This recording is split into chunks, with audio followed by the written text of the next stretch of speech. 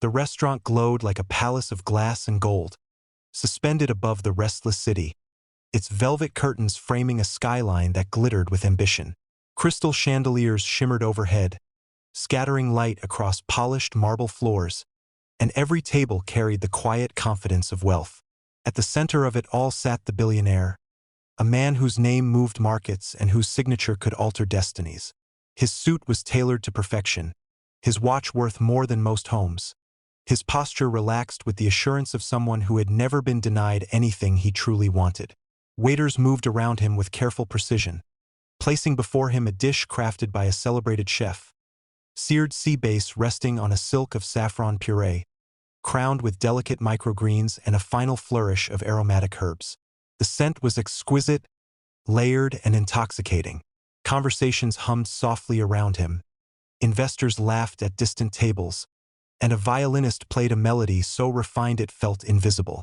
Outside the tall glass window, however, stood a stark contrast to the luxury within. A thin boy in ragged clothes lingered near the entrance, barefoot on the cold pavement, his reflection faint against the brilliance inside. His hair fell into his eyes, and hunger had sharpened his features, but there was nothing dull about his gaze. He wasn't staring at the billionaire's wealth, he was staring at the plate. Moments earlier, while scavenging near the alley beside the restaurant, he had seen something that twisted his stomach tighter than hunger ever could. Through the half-open back door, he had watched a man in a chef's jacket glance over his shoulder before sprinkling a fine, pale powder along the rim of a single dish. The boy had frozen in the shadows, instincts screaming that what he was witnessing was wrong. He didn't understand politics, rivalries, or billion-dollar feuds, but he understood danger. Now, as the billionaire lifted his fork with casual elegance, the boy's pulse pounded in his ears. No one inside noticed him. Why would they? He was invisible to their world. But the fork rose higher, and panic overpowered fear. The boy shoved the heavy door open, the sudden movement slicing through the restaurant's perfect harmony. Gasps echoed. The violin faltered into silence. "Don't eat that," he shouted, his voice cracking yet impossibly loud in the stunned room. Every head turned.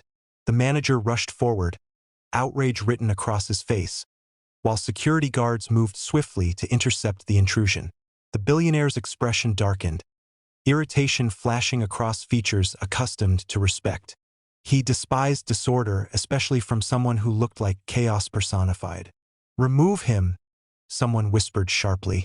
Yet the boy didn't look at the guards or the manager. His wide eyes locked onto the plate. "Please," he said again, stepping closer despite trembling legs. "Don't eat it."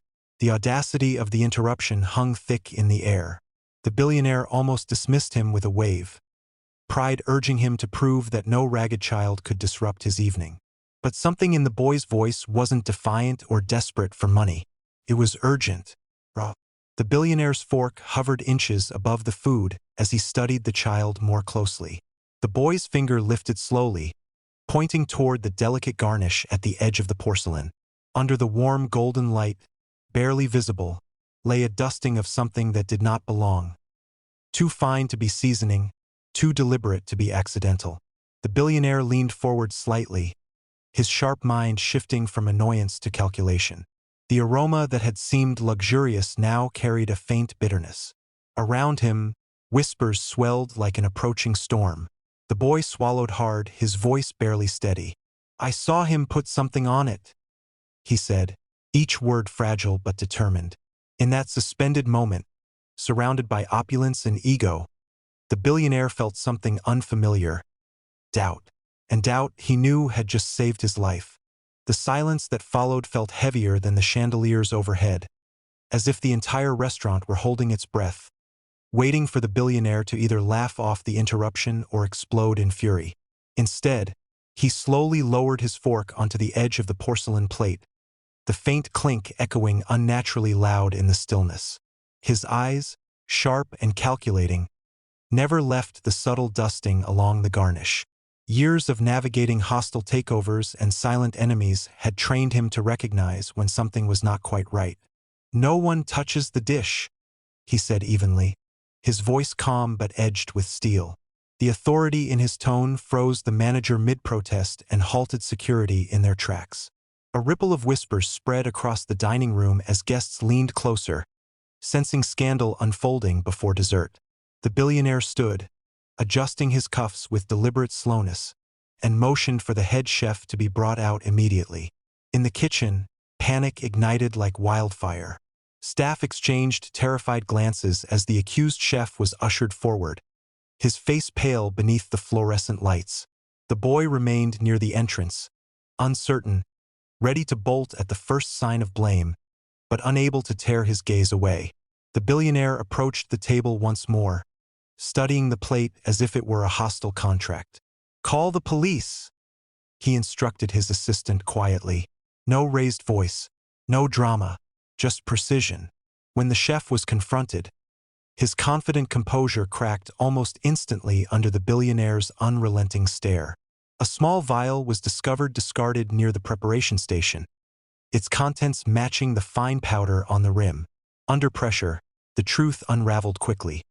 A rival corporation, a promised payout, a plan built on one dangerous assumption: that a man surrounded by luxury would never suspect the hand that served him. He wouldn't question it, the chef confessed shakily. Men like him never do. The words lingered in the air, stinging deeper than the betrayal itself. The billionaire felt an unfamiliar chill crawl along his spine, not from fear but from realization. Arrogance had nearly cost him everything. He turned his gaze toward the boy, who stood small and fragile against the grand backdrop of wealth, his oversized sleeves hiding trembling hands. Without the child's interruption, pride would have driven that first bite. Pride would have silenced caution. Police sirens soon painted the windows in flashing red and blue, and officers moved efficiently through the restaurant, escorting the disgraced chef away as cameras from passing journalists began to gather outside. The elegant evening had transformed into a spectacle, yet the billionaire's focus narrowed to a single figure.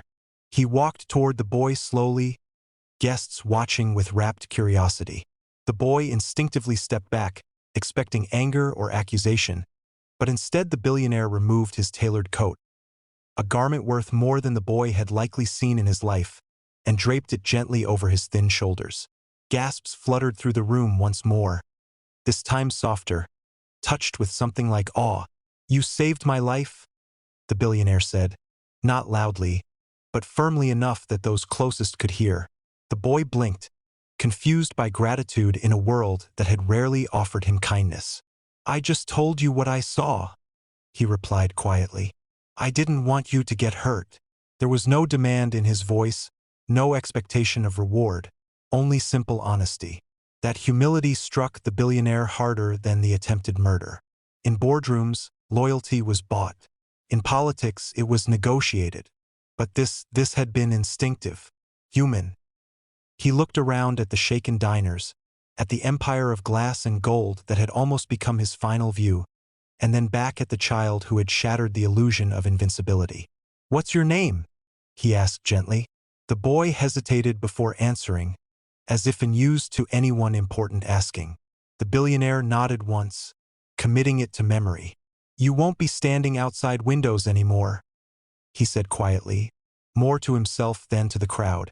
As the police escorted witnesses aside and the restaurant emptied into the buzzing night, the billionaire felt something shift inside him, a recalibration of power. Wealth had shielded him, but it had also blinded him. Tonight, truth had come wrapped in torn fabric and bare feet. And for the first time in years, the most powerful man in the room understood that survival had not come from influence or control, but from listening to a voice the world usually ignored.